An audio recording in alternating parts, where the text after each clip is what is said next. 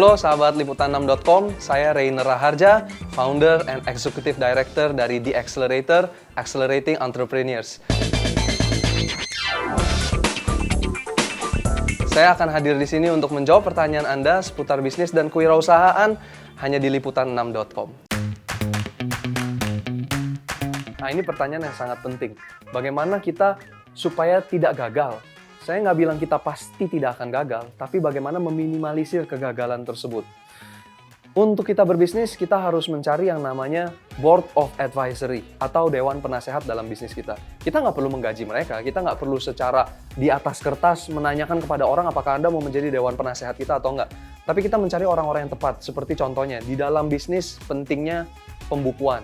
Kita cari orang yang bisa membimbing kita di bidang pembukuan, akuntansi, pencatatan, perpajakan, supaya kita tidak melakukan kesalahan di masa lampau yang tidak terorganisir.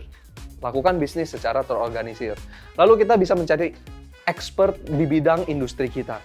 Contoh, kalau kita masuk ke dunia perikanan, dan kita cari orang yang mempunyai expertise atau kemampuan atau keahlian di masa lampau selama bisnisnya mempunyai rekam jejak yang baik di dunia perikanan itu sendiri. Dan kita bisa belajar sama dia. Lalu kita bisa mencari juga orang yang mengerti di dunia entrepreneurship. Kita jadikan mentor. Apa sih yang harus kita lakukan ketika kita berbisnis? Apa kekurangan, apa kelebihan kita, apa yang harus dipertahankan, apa yang harus dihilangkan, apa yang harus tetap dikerjakan, apa yang harus lebih dipertajam lagi. Ini penting menjadi dewan penasehat kita. Lalu kita mencari orang yang tahu bagaimana strategi nanti untuk menjual bisnis kita. Karena setiap bisnis harus bisa dijual.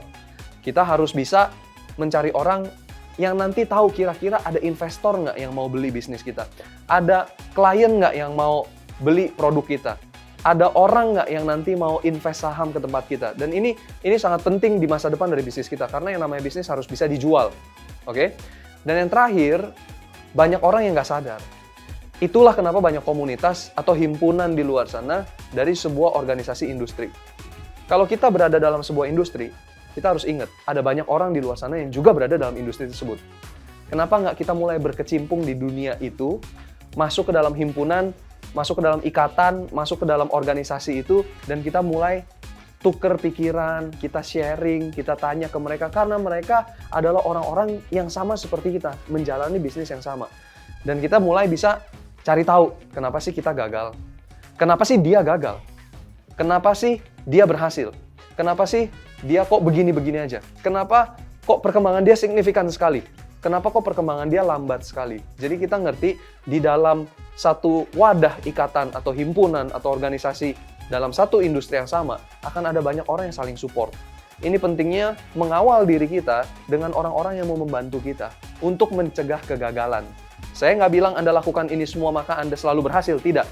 Tapi Anda meminimalisir kegagalan sampai seminim mungkin. Lakukan 5 hal itu, maka bisnis Anda 90% berada di track yang tepat.